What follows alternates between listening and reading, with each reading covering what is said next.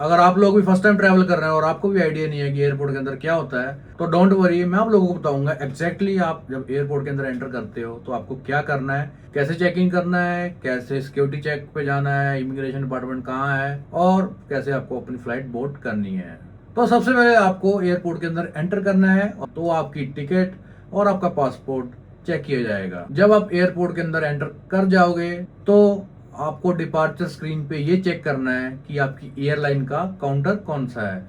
जब आप एयरपोर्ट के अंदर एंटर करते हो तो हर एयरलाइन का अपना एक काउंटर होता है, काउंटर का नंबर होता है। उस डिपार्चर स्क्रीन के ऊपर वहां पे एयरलाइन का नाम और उसका काउंटर नंबर लिखा होता है। तो आपको आपकी एयरलाइन की तरफ जाना है जहां से आपने टिकट बुक करी है। वो जो डिपार्चर स्क्रीन होती है उसके ऊपर आपको एयरलाइन का काउंटर नंबर भी लिखा होता है, फ्लाइट नंबर भी लिखा होता है, डेस्टिनेशन भी लिखी होती है, फ्लाइट स्टेटस भी लिखा होता है और टाइम भी लिखा होता है। तो वो डिटेल्ड इंफॉर्मेशन बताता है जो मैंने यहाँ पे स्क्रीन पे लगा दी है।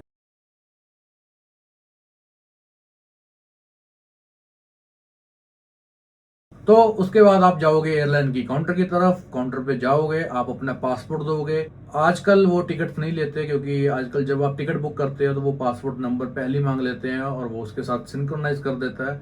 तो जस्ट आपको अपना पासपोर्ट हैंड ओवर करना है उनको।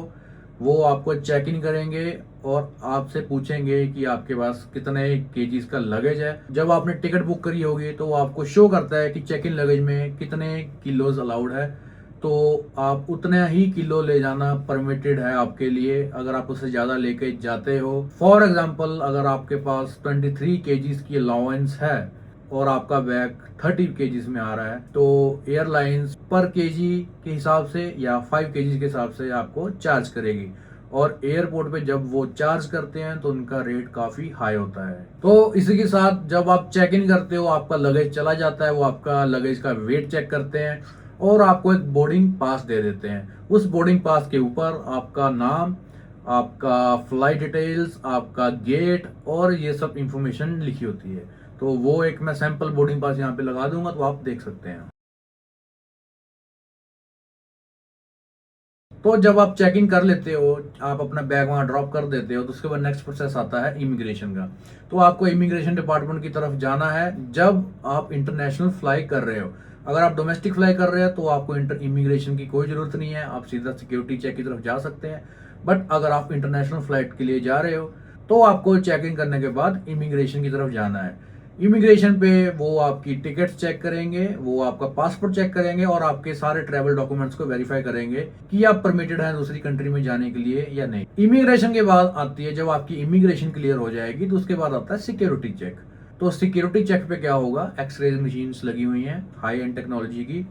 आपको अपना जो हैंड बैग होगा उस हैंड बैग से सारा सामान निकालना है। सारा सामान मतलब आपको इलेक्ट्रॉनिक्स प्रोडक्ट्स आपके सारे निकालने हैं। आपका मोबाइल फोन, आपका आईपैड, आपका लैपटॉप, कैमरा, सब कुछ ये चीजें आपको निकालनी है। एक ट्रे देंगे, उस ट्रे के अंदर डालनी है और वो जो ट्रे है वो एक्सरे मशीन के अंदर से निकलेगी और आप खुद भी एक सिक्योरिटी चैनल के थ्रू जाएंगे जहां पे आपकी बॉडी के ऊपर पूरा स्कैन होगा ताकि आप कुछ भी अनऑथराइज्ड ना लेके जा सके। तो जब आप सिक्योरिटी स्कैनर से निकल जाएंगे उसके बाद आपका ऑलमोस्ट 90% काम कंप्लीट हो चुका है क्योंकि आपने इमिग्रेशन भी पूरी कर ली है और सिक्योरिटी चेक भी क्लियर कर लिया है। जब आप सिक्योरिटी चेक क्लियर कर दोगे उसके बाद नेक्स्ट प्रोसेस है आपको अपना गेट ढूंढना है। तो उस गेट के लिए आपको जो बोर्डिंग पास पहले चेक इन काउंटर पे मिला है तो वो गेट नंबर उस बोर्डिंग पास के ऊपर लिखा होता है। तो आपको अपने गेट के पास जाना है क्योंकि जो आपकी फ्लाइट है वो वहां पे बे पे लगी होगी और वहां से ही आपको बोर्ड करना है। समटाइम्स क्या होता है कि जब आपका गेट नंबर आता है तो वो काफी दूर आ जाता है। तो अगर आप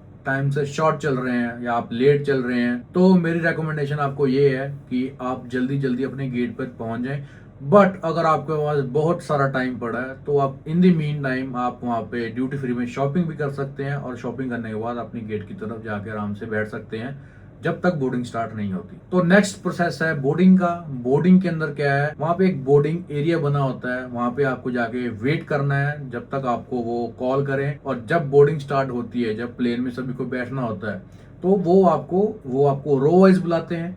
ओके, और जब आप एंटर करते हो तो आपका जो बोर्डिंग पास है वो दोबारा स्कैन होता है। तो बोर्डिंग पास को घुमाना मत, वो बार बार स्कैन करते हैं। तो जब आपका बोर्डिंग पास स्कैन हो गया तो एरो ब्रिज होता है जो आपको कनेक्ट करता है फ्लाइट के साथ, तो आप उस ब्रिज से जाएंगे और अपनी फ्लाइट के अंदर एंटर कर सकते हैं। वहां पे आगे cabin crews are waiting for you, they navigate you towards your seat, तो आप इजीली जाके अपनी फ्लाइट में अपनी सीट नंबर पे बैठ सकते हैं। तो अगर आप फर्स्ट टाइम फ्लाई कर रहे हैं तो एयरपोर्ट शायद थोड़ा कंफ्यूजिंग लग सकता है, बट मेरी मानो बहुत सिंपल है। सो thank you for watching this video, और इस चैनल पे मैं ऐसे वीडियोस बनाता रहूंगा जो कि आपको गाइड करे कि इंटरनेशनल या डोमेस्टिक कैसे ट्रेवल करना है। मेनली मेरा फोकस इंटरनेशनल के ऊपर रहेगा, पर अगर किसी को डोमेस्टिक के बारे में भी समझना तो वो कमेंट कर सकते हो, मैं ऐसी वीडियो बना दूंगा। So thank you so much for watching this video, I will see you in the next journey. Bye bye.